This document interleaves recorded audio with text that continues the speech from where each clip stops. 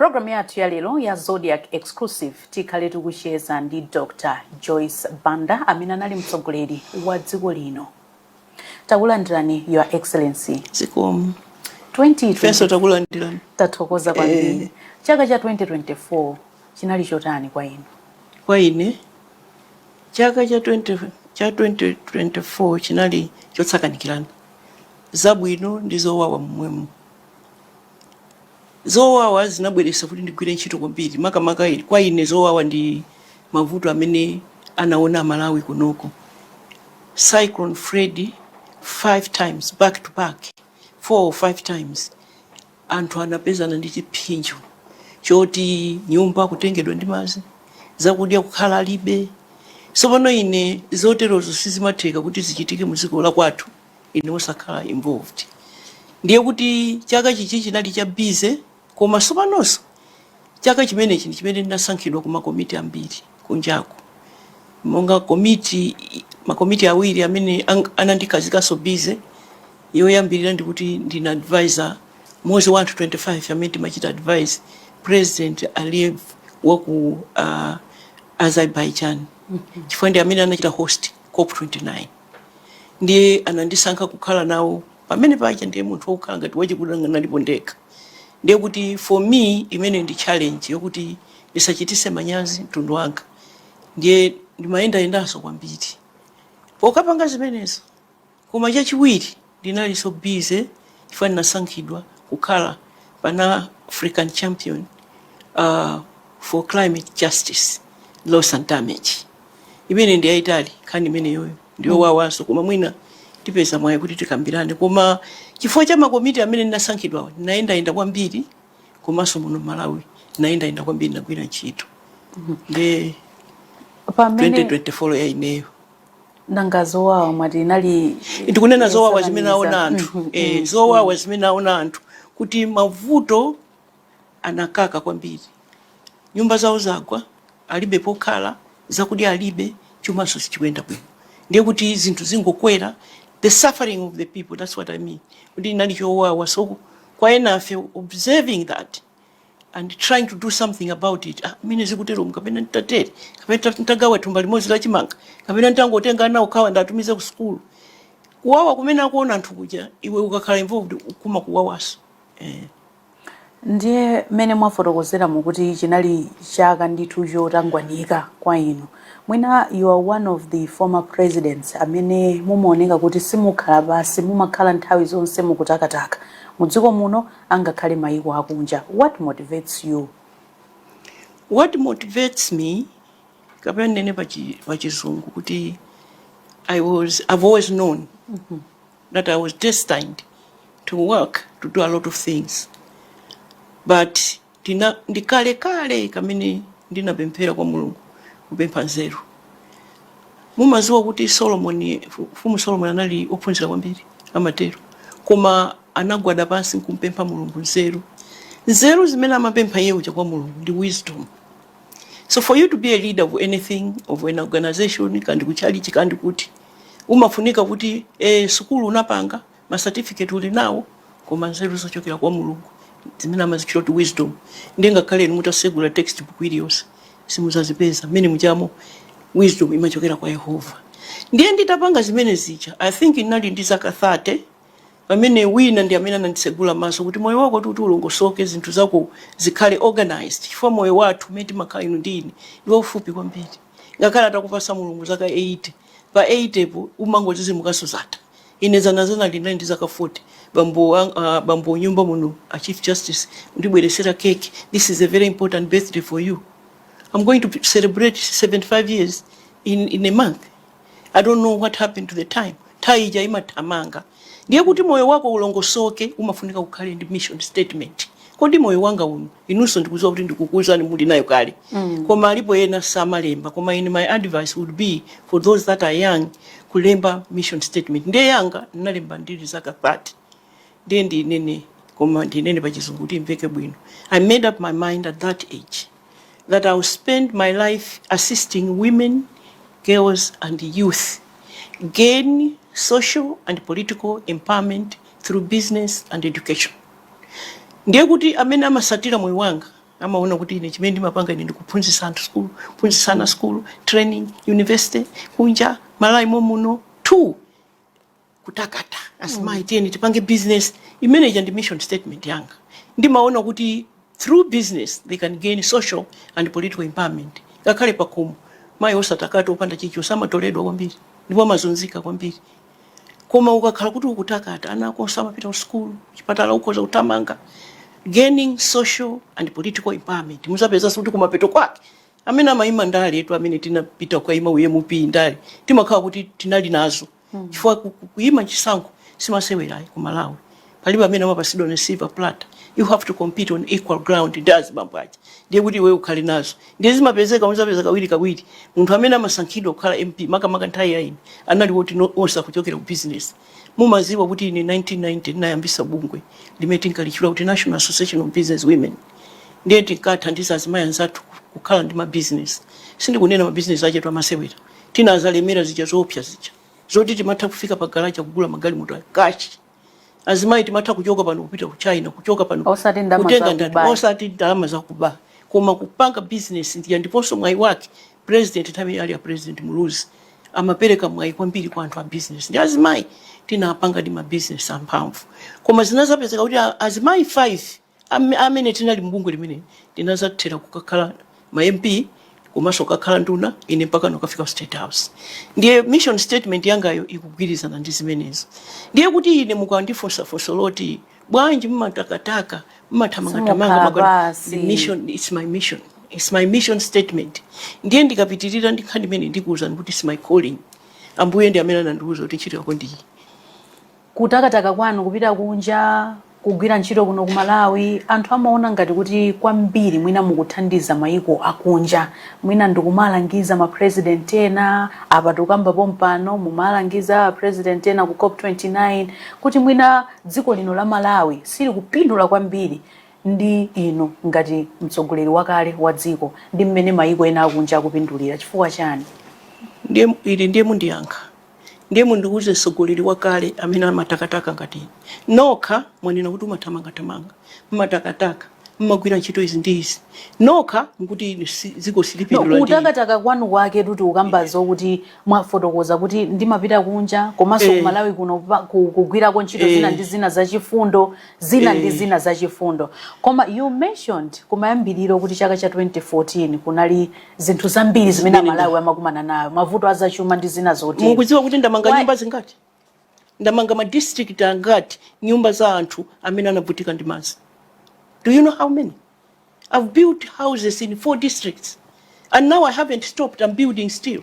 Ine ndamanga kulimbuli tu mizi iwiri. Ndiye ndamanga kwa mfumu na Zombe ku Palombe muzi wa Tundu. Ndiye ndamanga kuzomba mizi iwiri. Ndiye panopo ndikumanga kuti kujeni kumangochi. Ndamalizanso mizi iwiri anthu anga anapita ukachita handover maki. Mundiuze wina ndani president wakali wamanga nyumba zochuluka choncho. A president Muluzi ndi ine tinafunsidwa kuti tikhale ma goodwill ambassador. Tithandizire nkhani za kuyenda kwa madzi. Sikuti iwo mene ndi anatisankha ife timamanga zofanana. Zimene tinachita mofanana ndi muzi uja uli kunguludi uja amanga anthu 60 chakuti houses.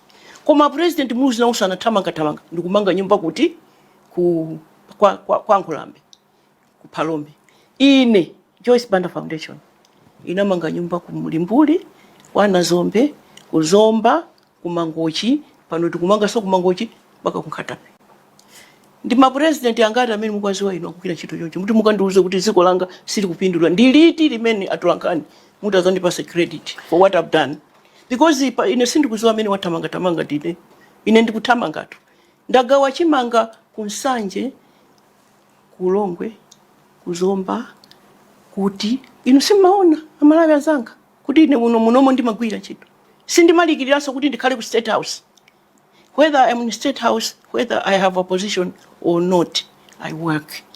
Kunja ndimapita kuja ndiye kukapalanso sopano kuti ndikatola kumene kuja zimene ndimapasa anthu chimanga ndimagawacho nyumba ndimamangazo mukayang'ane voti iliyonse ya boma ngati namba ndatenga ndamaboma.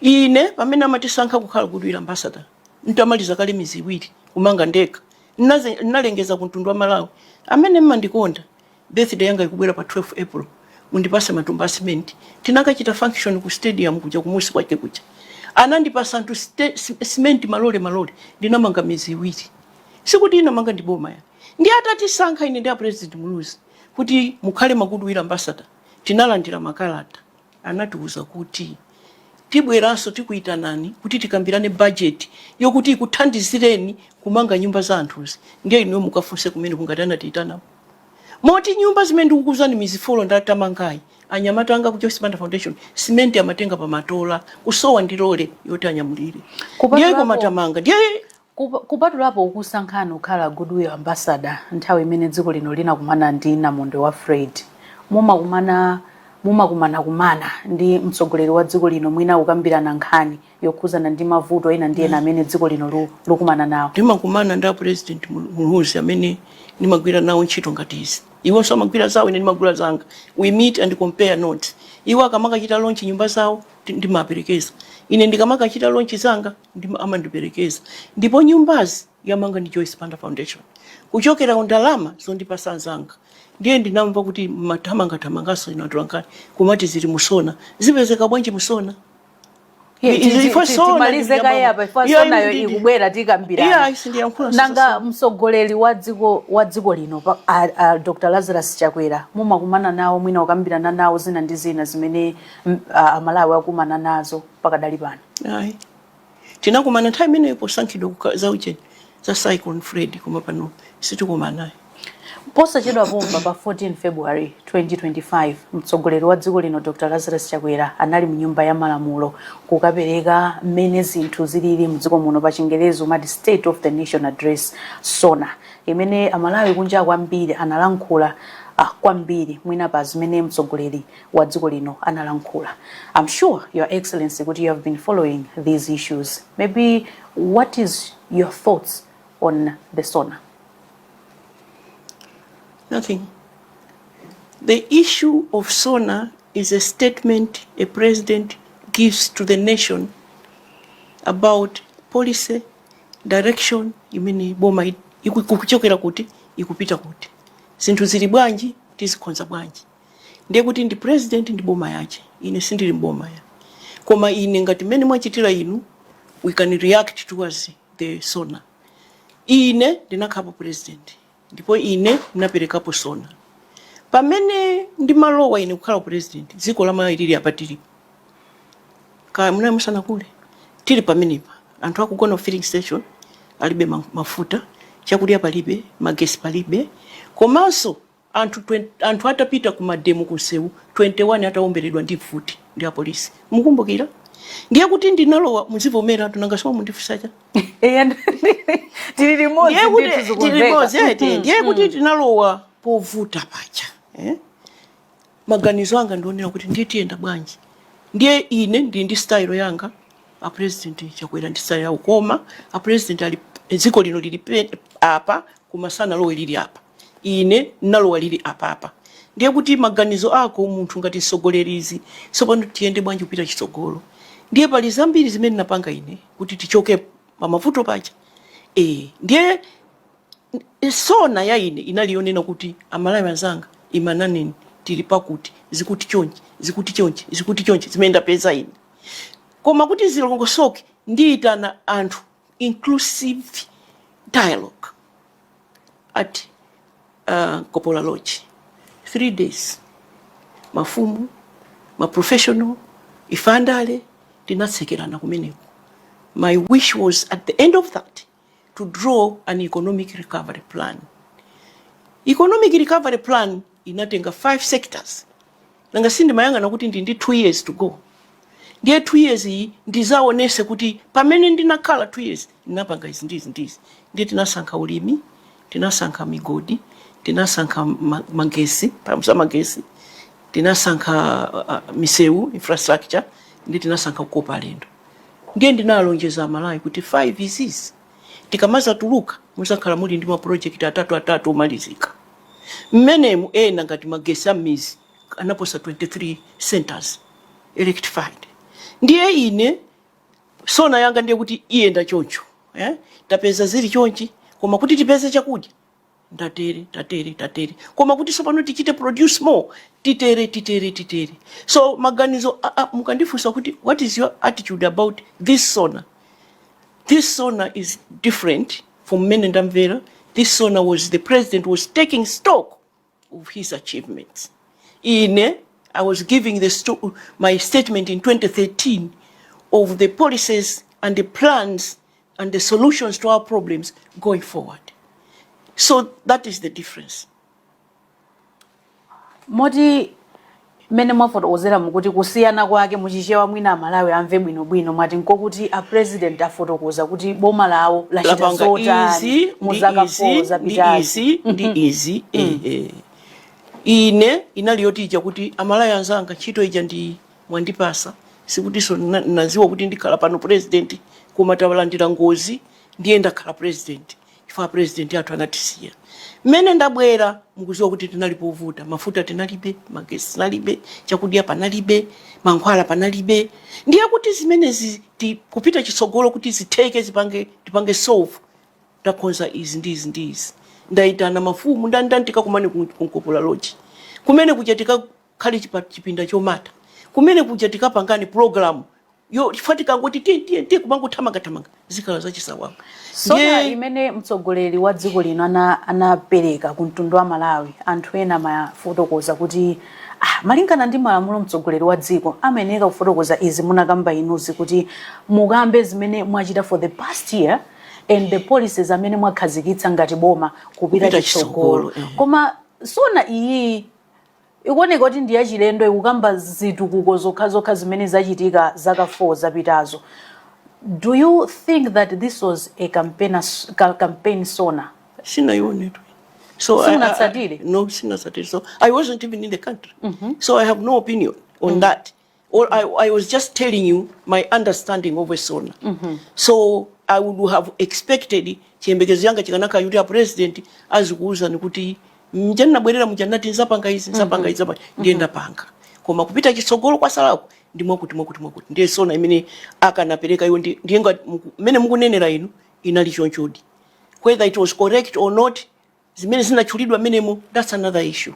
Koma ndikunena imene ninapereka in 2013 ndiye kuti ndikunena zimene tachite. Ya 2012 ndikunena zimene tachite kupita chitsogolo ndiye kuti kumapeto kwake anthu ajama tenga no stock kuti uyu sanati kodi ndiye wachita. Sanati ayika magesi ndiye wayika. Sanati apanga misewu ndiye wapanga. Chuma cha dziko lino mukuona kuti chikuyenda bwanji wa excellency? Sizi kuyenda pali mavuto. So pano anthu akufuna kuti tizinama. Ukatusaname ndiye kumakutukwana. Ine ndilolere banja nditukwana anthu. Sizi kuyenda chifukwa chakuti nanga sitonse tikuona. Chibadwire chathu nanga kwa chainamba yafika paka $5,000 imozi sizinachitikepo. Zinthu zinamba zakwera katatu pasiku sizinachitikepo. Ine mene ndinkalowa sugar atakwera paka lipa 1,000 nasitsa paka na sugar uja natsika zimatekaso. Ndipo apatilipa ndikoza uchokapo. Ndinanena kwina kwake kuti it's not even rocket science. Zikoza uteka izizi. Ndiye mukandifunsa kuti chuma chikuyenda bwanji. Chuma chivuto limene lalikulu limene limachitika paziko kuti pafike pokaka chonchi anthu azidandaula azivutika including you and I. Ndilonena kuti ndalama zakunja ziyenera kubwera zambiri. We must find ways as a nation to get forex.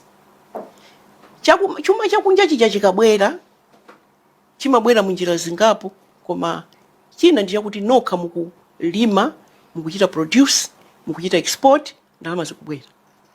Ndiye chimabwera china chokugawirani anthu makobiti.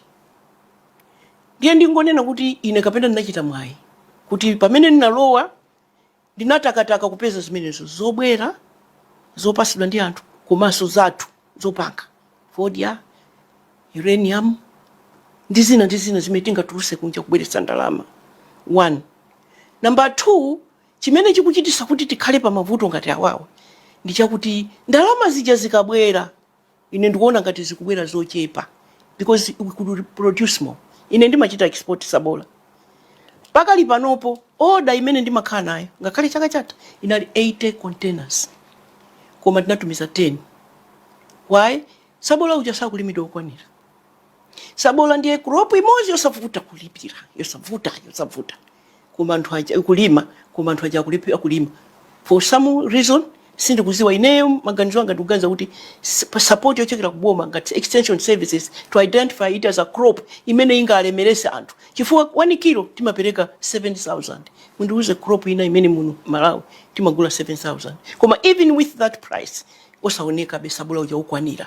Ndiye kuti ndalama zija zikapita sabola uja kapita kuja ndiye kuti kukubwera forex. Ndiye forex si kubwera yokwanira ma export athu ndi ochepa. Ma export aja sikuti ndi ochepa kuti tili ndi soka sizingateke. Hayi nditu. That's why I'm saying it's not rocket science. Just increase our export, forex will come. Number 1. Number 2, ndi zoti gawira anthu. Zoti gawira anthu zichepa chifukwa chakuti mayiko akunja adula kuti ayiso pano sitizigawa ndalama ifeyo zipanga nnoka. Koma ziko ili President Bingu wa Mutharika, may his soul rest in peace, ananena kuti Malawi is not poor, it is the people that are poor. And indeed, chifukwa ife akuti the route we have pasipa kuno kulilongwe kukasiya are the highest deposits in the world. Why should we be poor? Ifeyo anthu ena maneno kuti blantyre half of it is sitting on iron ore. Ifeti ndi rubies, ifeti ndi gold. Siku lina Dr. Kalinde kafa nabwera ndili ku nyumbako. I think it's a year and a half ago. Packet ya gold. Akwasitenga kuti ali kumusiku kumachenga konkono. Ndakubweresera kuti mukaonesa president what we have. Ndinabwera nazo. So all I'm trying to say is that if we were able to export more, we would get more forex. Number 2, vuto la chiwiri ndilonena kuti sopano zija ndalama zija zikapezeka kuzidya kwache sizimafunika kuti zizidibwa ngati masuku ya. You must control expenditure, get more and control expenditure, then ndiye balansana bwino hapa. Koma kungoti zikabwera nazoni. There's no austerity measures so kuti anthu nkuziona kuti apopo ndiye kuti zikusevedwa ndalama apopo. Mene ninapanga ine nangonena kuti minister aliyese basi mabenzi osebwezana ndiwo osanabweza mabenzi kale tuti makaife ni magali moto awiri ya mwamba ndi Mercedes Benz ndinango kuti tonse tibweze magali moto ndipo ine nadula salary yanga 30% kuti achose azipereka kumakoha. Every Malawian kuguziwa maka ma officials abo makuzo kuti mene tafikira apa mene zabutira apa tichite sacrifice yoti achite encourages Malawi kuti awosa akuchita chani akuchita control ndiye kuti ndalamazi zikusungika. Number 3, inflation yathu ikukwera out of control, nayo kwacha ikuchita depreciate out of control. Koma chachikulu kwambiri when in a country like this chakudya pakomo self sufficiency ndimene imapangisa kuti chuma chicha chioneke kuti inflation ikusinda. Koma anthu ambiri agona njala pano. People don't have food. There is no way you are going to get 100,000 tumbala chimangalire 110,000. Some imene yonde ineyo ikundivuta kumvesesa. It's not balancing out. It is for that reason because people now have no money, have no food. Ndiye inuyo muli ndi chimanga chogulisa. Ndiye ine sindi kugula because I can't buy. Ndiye kuti inuyo simukagula sopo kwa ujali ndi hoka. Ndiye kuti ujali ndi hoka sakagula ujeni. You see what I'm saying? So there's no money is not circulating because money is not there. It's not enough. There are no austerity measures and there is not enough forex coming into the country. Dalama zakunja sizikula zokwanira. Kuti tiyambe kunena economics yeni ndiye timazunguza Malawi. Malawi sakutimva tifati kunena chizungu cha mabuku. Koma kumanena mene ndikunenera pamwe ndiye kuti Malawi akumva vuto lakula kwambiri. Thumba la fetereza lili 110. Pamene sakutira fetereza pakumo palibe chakudya. Pamene pakumo palibe chakudya chuma chikusakazika, chuma chikusika. Chifukwa anthu akungochita concentrate on survival.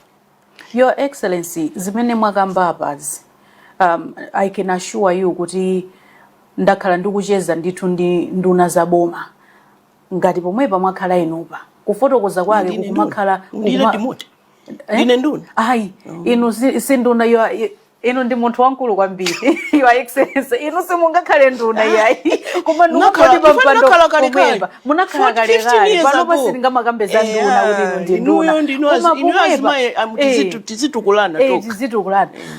Pamene mwakhala apa ndikungoyerekezera kuti pampando ngati omweyo ndakhala ndikucheza ndi nduna zosiyana-siyana. Mwina zimene mwakambazi si zinthu zachilendo kuti forex mdziko muno tikuyeneka tizipanga export zambiri kuti tizipeza ndalama zakunja ndi zina zotero. Ndikuchita.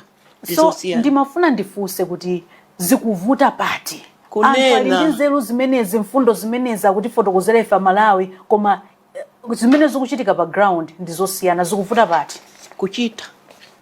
Kunena ndi kuchita zimasiyana. Sinu mwati kuti iwe sukugwira ntchito Malawi kungogwira kunja, koma ndakuonesani nyumba, ndakuwuzani zimene ndapanga. Mwayankasa fwa mwaziwa kuti ndikuchita.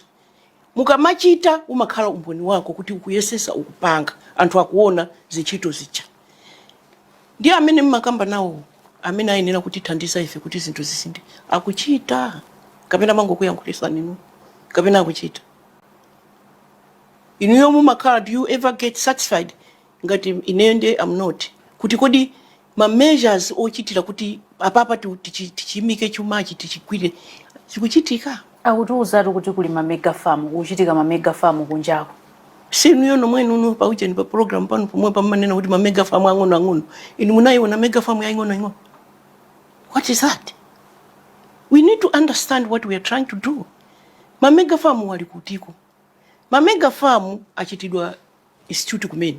This is a program and this is the manifesto ya Saulos Chilima. May his soul rest in peace. Mwina akanakhala ni ali moyo akanatuuza what he meant by mega farm. Timamva ayute mwaukamba zimenezo kuti nkhani ya ma mega farms ndi ya Saulos Chilima. Can you please confirm to us kuti munali komweko? Mwini wake ndani? Yeah, zamwini wake zilibe kanthu. Saulos contributed that towards the manifesto. Ine ndikakamba za rural development mukakumbukira.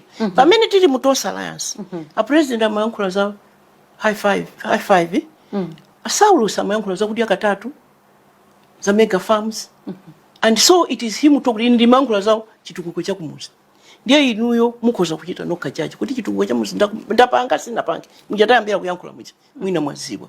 Ndiye mega farms mene iyi ankalongosolera kwa enafe ndiza kuti he had the idea ngati meye kulili ku South Africa uja kuti kumakhala ndu mafamu achi huge farms.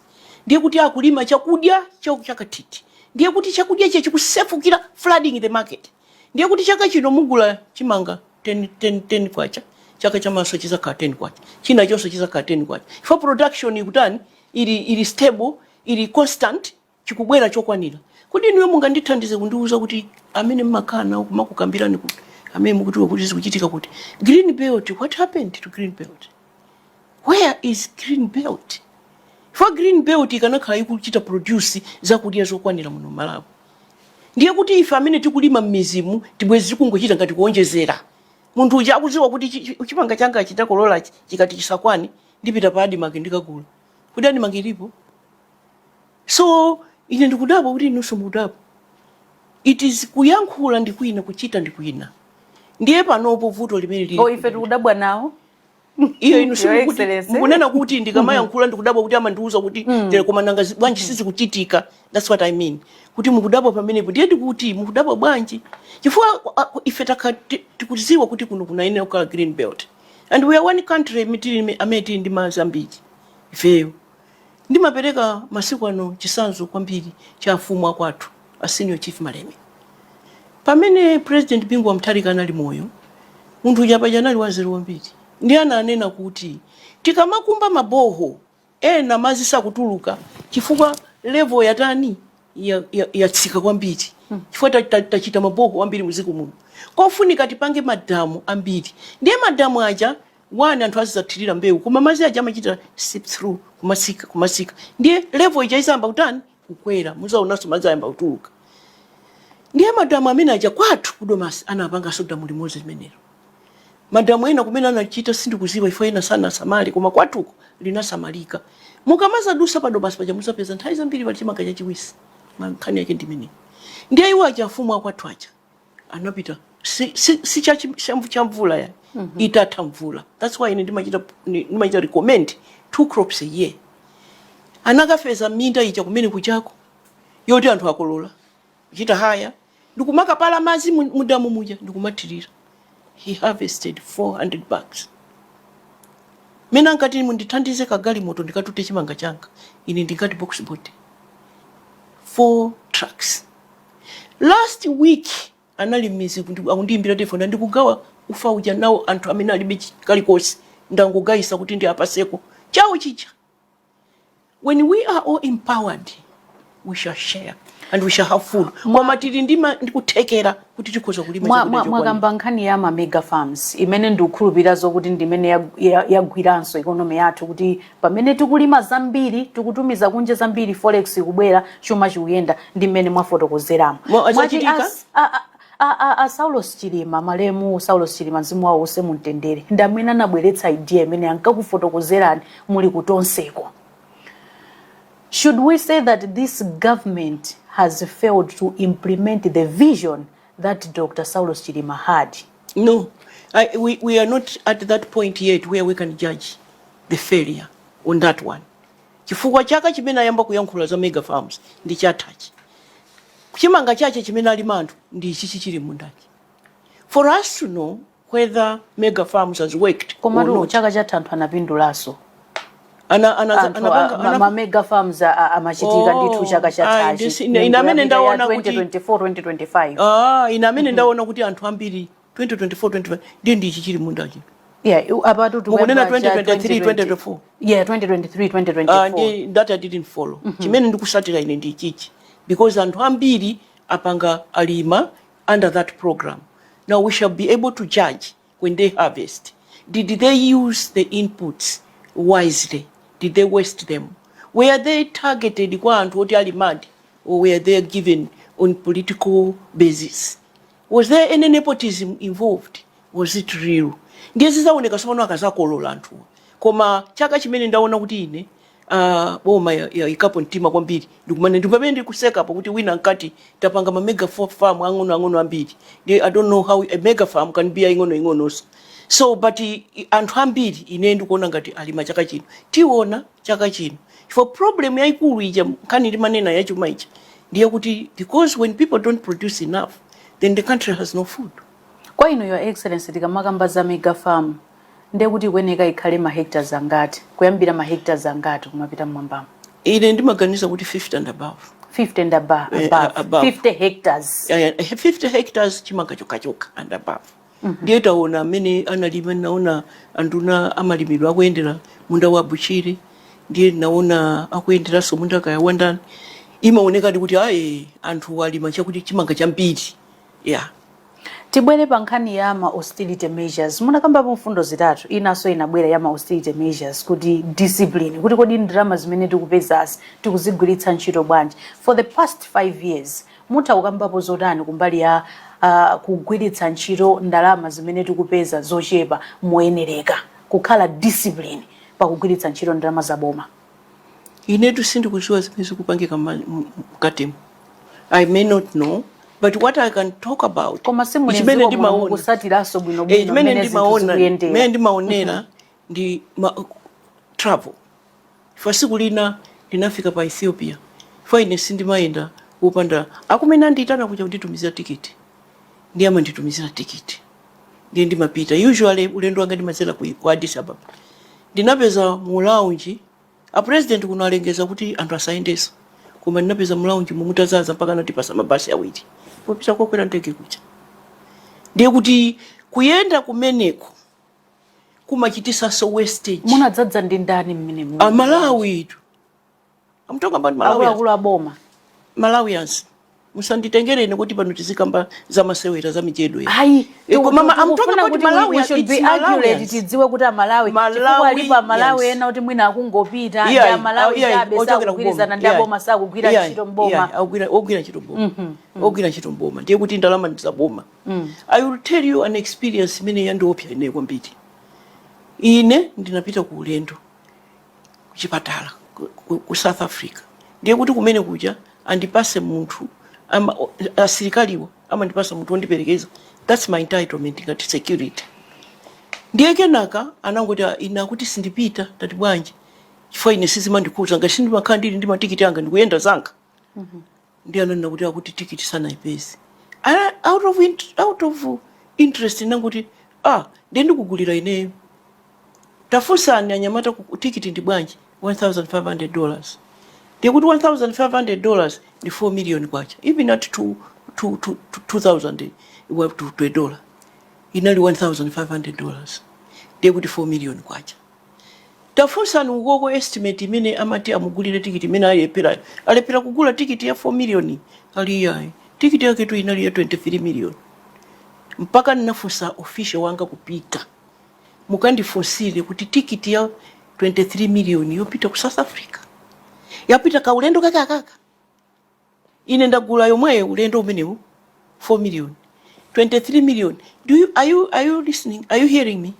Kuti that kind of wastage that you cannot explain. Ndinapempha kuti ndithandizeni mundizongosolere how you came about this number. Paka lero sinalandire yankho. 23 million. 23 million. Tikiti kupita ndokubwerera. Kupita I think ndimapita mazera Sierra Leone and come back. 23 million. Ineyo kugula fana pita naye be nagula ineyo tikiti. Pa 4 million inakwana bwino. Yes. So how do you explain that? So when I'm saying that austerity measures, ndiya kuti ngakhale ukakhala president anzako ena sakhoza kuita let down. Chifukwa kumeneku ndikulichita let down ziko. Ndikumuchita let down president wakupasa nichito. Chifukwa pamenepo ndiye kuti wina wache amafuna kutola po kanthu. Moti zinthu mdziko zimatha kumachitika moteremu ngati mtsogoleri wa dziko osadziwa. Ndiye zambiri. And you know kumene kuja ndikumandatu ku state house. Ndikumanda umene kuje? Ku prison kwina kwache kumanda kwina kwake. Because once you are inside there, if it is not your member of the family, then the only person that can see you is your staff. So if your staff ngadali ngogodi kuti akufuna iweyo uzingodalira osati wina koma iyeyo azingokunamiza. Iwe somana akakunamiza kuteroko nditu ndiye mutango ndipasa ujeni nikoza ungothamanga kupanga ndiye inu ndango dada akhoza kumakunamiza. Iweyo ndikumakhala kuti in the end iweyo ndikumaoneka upepera chifukwa sumaziwa. Akhoza kumaba mwakatiti iwe usaziwa. That is why every government in Malawi yapezeka kuti it's mad with the corruption. Each government kuyambira education corruption ya entire president Munusi, ndikuzalowa president Bingu Mutharika, ndikuzalowa Joyce Panda, ndikuzalowa president Peter Mutharika, ndikuzafika lero. You will never know how much of that person knows. Chifukwa kunja kundezi kutakata kuthamanga anthu akupanga zimezicha. At the end of the day, you don't know. What matters, as I've always said, is what this president does when they discover kuti anthu mandipanga chipongwe ichi. Ndiye ukakhala kuti ulibe you want to take a risk umamanga. Ndiye amakuchita kuti ndiye mukandimanga ndikuchula kuti nakupasani ni kuti undichule. Because if you didn't give me, there's nowhere I am going. I will not even go to any prison or any police. Koma iwe ndikumanga. Because it happens that they kungo kutsekera mmene muja iwe ndikumapanga zimene akufuna. Every government that has come and gone. That's why Kamuzu kungo kugwira sikuti samabata mene. Koma mati akangogwira munthu uja 13 years. Inalibeso kuti kukakhala kukhoti kuja kumachita milandu mpaka na 1 month 2 years. Ukangoti unaba 100,000 13 years. That's why anthu sankatenga kawiri ukatenga ndiye kuti upita akumanga. Talking about nkhani ya corruption, Your Excellency, mdziko muno mmene mwakhala mukuonera komanso inu munayamba kalekale ndale mmene tachezera muja munakhala MP, munakhala nduna, munakhala vice president mpaka ndikufika ndithu pokhala mtsogoleri wa dziko kwa zaka ziwiri. Have you ever seen that courageous president omathana ndi katangale mmene mwafotokozera kumapetopeto? Mwaiwala kuti ndinamanga 72. You forgotten? Ndinamanga 72 zinatha bwanji. Sometimes my leaders akuza kuchita hesitate kuti mwina aziko bana ngaine sindi maziwa amatenga ngaine ntani chifukwa when you do tackle corruption it's not easy. You're fighting very powerful people and they have a lot of money and they can smear that back onto you. So people then don't know kuti anatenga this anatenga yeah. So what I did myself, after doing that, I made sure that I put together an international team of lawyers to clear my name from Interpol to everybody to everywhere else. Why? Because it's necessary. Kuti ifeyo masogoleri osaopa tackle it kwa manga.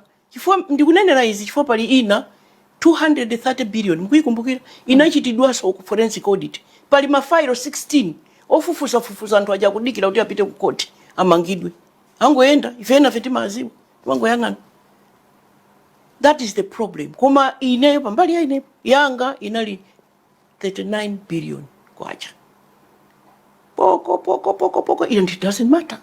At the end of the day you must do what you are convinced. Sinanga pamapeto pa zonse ngati Malawi timadalira ino ngati mtsogoleri wa dziko kuti ino ndamene mutitetezere chuma chathu mutithandizire kuti zinthu ziyende bwino. So ngati anthu akuba nde kuti ino ngati mtsogoleri sinde kuti you are sleeping on duty. Anthu akuyenda ni njomba anthu akuba mu boma lanu lomwe. Koma munthu mmodzi sangapange zonse. Ineyo kuti ineyo tana ndichita tipi ndi wina. Ama kuchita tipi ndi wina ukakhala ndi mwayi. Ndiyaka kuchita tipi ndinanena ine ku Ekama conference ku Mangochi pa 7 September 2013. I have been elected kuti anthu akuba ndalama. I have put a team together to make sure that it doesn't continue. Mukaipeza speech imene.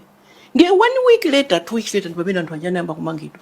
Ndipo ndina amene nanoti me ikhale kashiketi. Chifukwa second gate ya ku Capitol Hill. Chifukwa zinkaenda mabuti kuti amazinyamula tu. Zinkaenda mabuti ndiye samatsegula pa gate page. Ndiye nati mtsegule every gate, every car that passes there. And arrest 72 people were arrested. So people can make an effort. It's not easy. Chifukwa anthu aja nauso ndiye amakhala atayima nawo majeke kuti iwe sunga timange. Ndiponso ukantimanga ndikuchula iwe. Unayankhula nawo adjustment ayi. Umaziwa ayi nanga wachuliranje. Koma iweyo ungonena kuti chichitike. Thank God I'm married to a fine lawyer, one of the finest this country has produced. Ndiye amene anandiuza kuti if you want to arrest them go ahead, and if they threaten you kuti tikuchula iweyo wauza kuti mundichule, because if you didn't do it you shall never go to jail.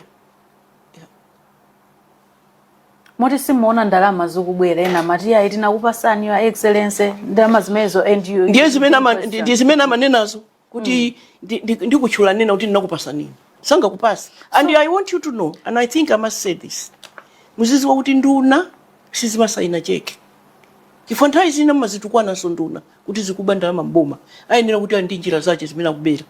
Koma office ya boma imalandira ndalama jamati ORT zochekera account number 1 zoyendesera ntchito ya office mucha zimene zija zimachokera pa PS director kukhala pa kugwirizana program zathu za mwezi uno ndizi.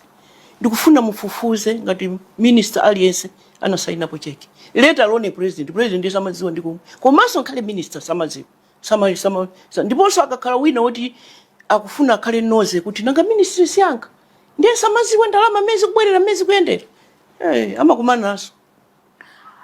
Anthu kumalawi kuno amaupanga ni connect your excellency makamaka boma lanu ndi kuti kunali katangale wankulu kwambiri. Limene linalibe kunalibe katangale ndiliti mulichule hu. Komano kuti Cashgate anatuluka mboma lanu mene mwafotokozera pa kuti Cashgate anapitirira mugomba pereka ndine. Enanso amaganiza kunjako kuti mwina 2014 mwina zinavuta kuti mupambane mpando wa mtsogoleri. Chifukwa cha nkhani ya Cashgate. Tibwerere kumeneko. Nkhani ya Cashgate mwachita bwino kufunsa ndi funso la bwino. Sindalongosola kale kuti ine ndazalowa mboma a president Bingu Mutharika atalowa kale. Atakhala zaka zitatu. Kumene kuja kumabedwa ndalama. Ndipo a president Bingu Mutharika anamanga po anthu ena chifukwa serikali wina anapezeka ndi 400 million kwa account kwake. Pamene akuchoka president Bingu Mutharika ine sindikuziwa hapo kalikosi kuti zinthu zicha zikupitirira ndipo zakulano. Kotero kuti pamene ndi panopo ndili ndikalata imene governor wa Reserve Bank analemba kwa president February 2012 ndisanalowa president kuti a president ndachita discover kuti anthu akuba ndalama, and the president commented, I'll do something about it. Fast forward a few weeks later, he passed away. Now ndakuuzani apapa, but you've closed up. You don't want to have that thinking kuti ndiye panthawi imeneyo there's a forensic audit ya 230 billion. That 230 billion is not during my time. It is before me. It is time many year President Bingwa Mutharika.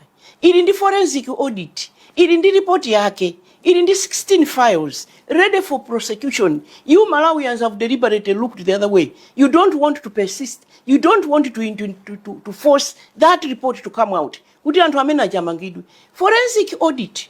President wakuti muna muna ino. Ama itana British Tantizen where sanantu apange bekatire apange forensic audit in my government during my time. Ukuziwa kutuma. Ine na itana akubekatire abwere.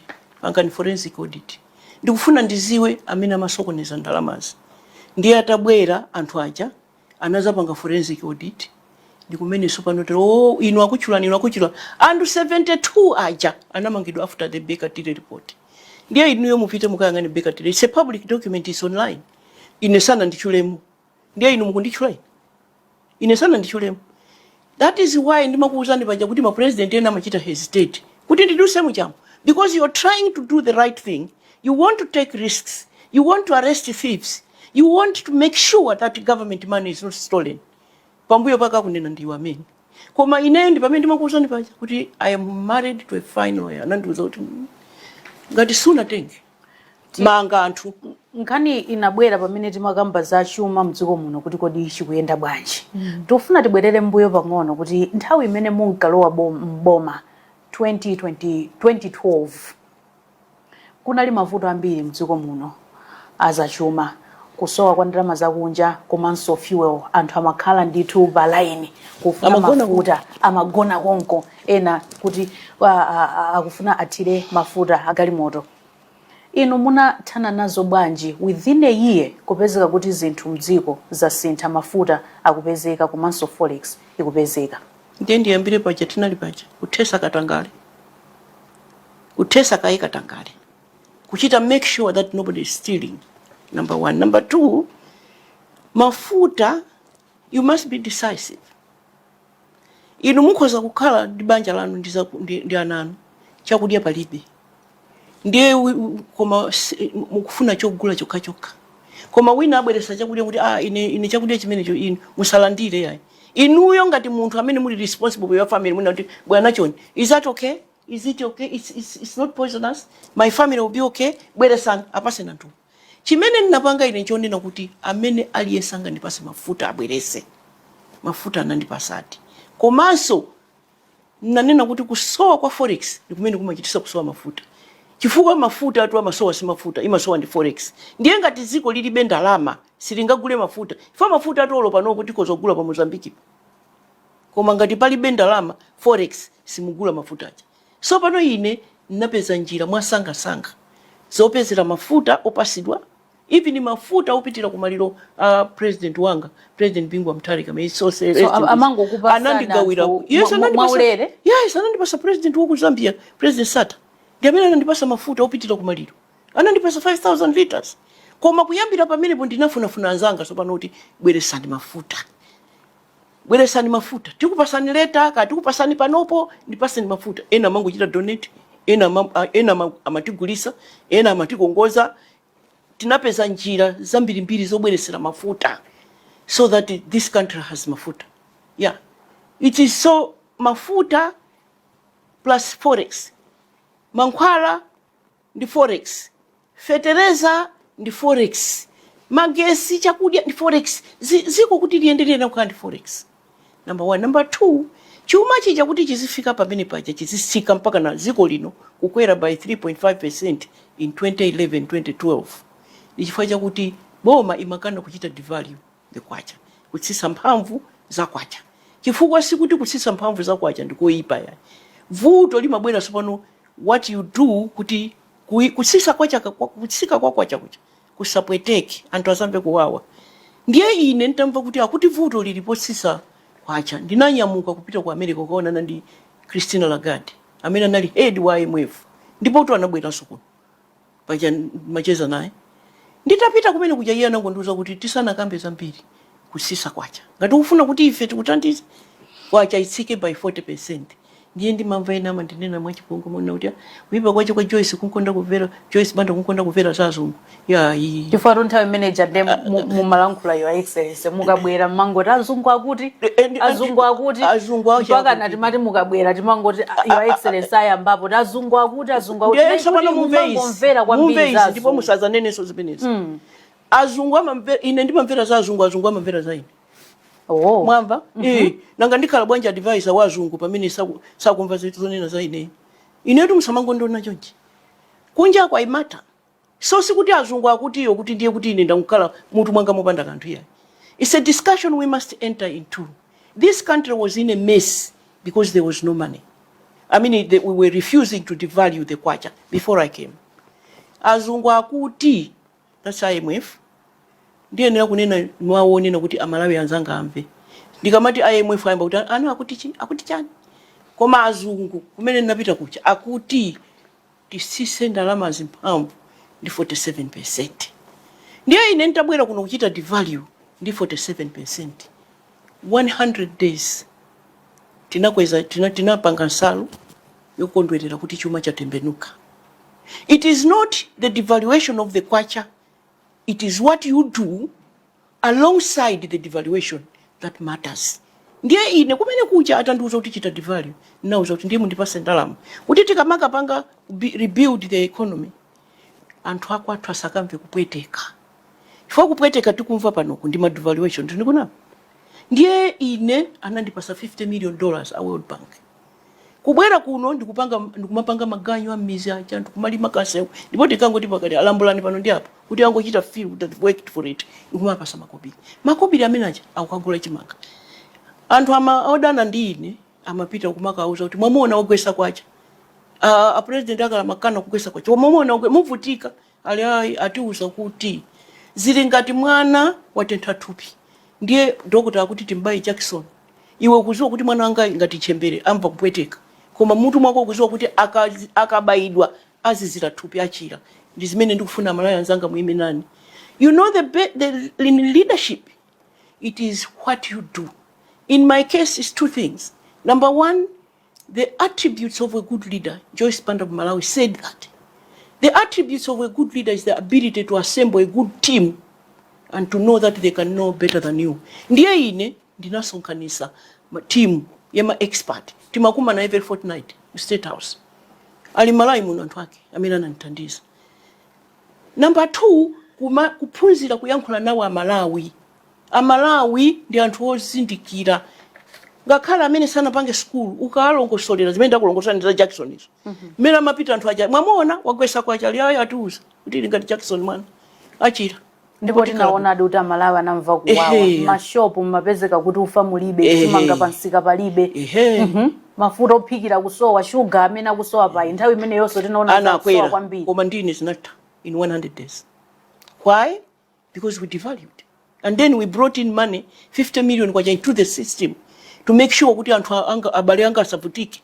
Komanso pamene tikupanga zimene zicha anthu akubweresa $dollars akulowa aid, forex aid, exports zikutuluka Malawi muno. Mmene timazazindikira chuma chija chakonzeka inu mungandichite challenge ine. By 2013 this country the economy grew by 6.2%. Ndiye mundiuze who else has grown this economy by 6% since I left 2014. Mundiuze. As we speak, kumalawi kunoko for the past 4 years, takala we have been living on hand to mouth. Nkhani ya fuel. Kuti fuel akungobwera mdziko muno akangofika basa khati masiku tochepa we have run out of fuel. Mukuona kuti zikuvuta pati. Inetu pajanina manga mpaka na Nkhokwe kunzuzu mukuziwe tili ndi reservoir what they can hold fuel for 75 days. Zitunzi so zilipo ndikuyamba kumanga zimenezo because my belief was that down the road it is a kind of fuel okwanira. So mukundifunsa so funso loti ndaliya nkaka pena 6 times in this conversation. It is Forex. No, I mean now for the leaders, my leaders are many tili now paka dali panopa. Chikuvuta but my dear zosewa ndekuti chikuvuta ndi Forex bas. Chikuvuta ndi Forex. Find ways of bringing a lot of Forex should we say that they have failed to set up a very good team, like you said? You no. Had a very good team. Imene makumana nayo Fortnite. Yanga ya ine. Mutane nazo within a short period of time. Inali Charles Chuka. Yanga ya ine. Inali Professor Kaira nanali ku Chansa College. Timu ya ine inali Maxwell Nkwezalamba, amene anali minister wanga wa finance. Timu ya ine inali tinkati ujeni Alan Chirima anali ku Ekama. Timu ya ine inali Professor Matthews Chikaunda. Every fortnight timakumana. Ndiye amene aja ndi ma economist. Ndiye amene amanduza kuti apa titere. Iweyo ukakhala leader amene aja inena kuti wamvere. You can be a leader and you can be a doctor. Wachipatala. Sungaziwe zonse zachuma. Ufunaso anthu achimanja. You can be a leader and you can be a social scientist. Uyangana zachitukuko cha anthu cha mizi ngati ine. Uyenera anthu amene aja uyankhule nawo kuti uzindikire choyenera kuchita ndipo uyenera kumamva. That's what I mean. Koma it's also pano mundifunsa mafunso awa 10 times. Bwanji zikuvuta ndi Forex mai. Forex kuti ibwere muziko ndiyo pasidwa. Ndiyo bweresa toka through exports kuti Forex ibwere. Mu conversation yathu magamba poso nkhani zina kuti anzanu kunja ukuthandizani kuti you were also connected. Internationally you were connected. Munakhalapo nduna yoona za maubale a dziko lino ndi mayiko akunja. Ubale wathu mpaka dali pano dziko la Malawi ndi mayiko akunja mukuona bwanji? Ubale wathu wa panopo ndi mayiko akunja unali wesi ndi umene naupeza ine. Pamene malemu President Bingu wa Mutharika mzimu wonse mutendere unalili pamene amachoka ine ndikubwera. Unali wesi paja si ubale wathu ndi Britain unali utata. Ma ambassador atitabwezerana. Panopo si unafike pamenepo. Ubale wathu ndi mayiko akunja ineyo I don't know koma I don't see kuti uli wesi. Yeah. The issue is not ubale ndi anthu akunja ya. The issue is Forex comes from so many different ways. It's not another ambassador who will give you money for your country. It is what you sell outside that brings money into the country. So pano ife panthawi manager tikuchita so to export uranium wambiri. So pano ndikuti rutile amene tinayo kasiya are the highest deposits in the world. Tindi gold, tindi rubies, tindi zina zonse, tindi bauxite, tindi coal. How much of that is coming into the country? How much money? I don't know. But that is another way imene ingabwerese ndalama. Two, imene ingabwerese siniwenda kuuza simple things like sabola. Like our agriculture can bring in Forex here. Kodika muzu amachita export minerals gati. It was Ford bus. Ndikumabweresa ndalama zokwanira za kunja. Your Excellency tibumire kai vangono. Iyi ndi Zodiac exclusive ndipo program yathu lero tikucheza ndi Dr. Joyce Banda amene anali mtsogoleri wakale wa dziko lino la Malawi. Takhalani pomwepo.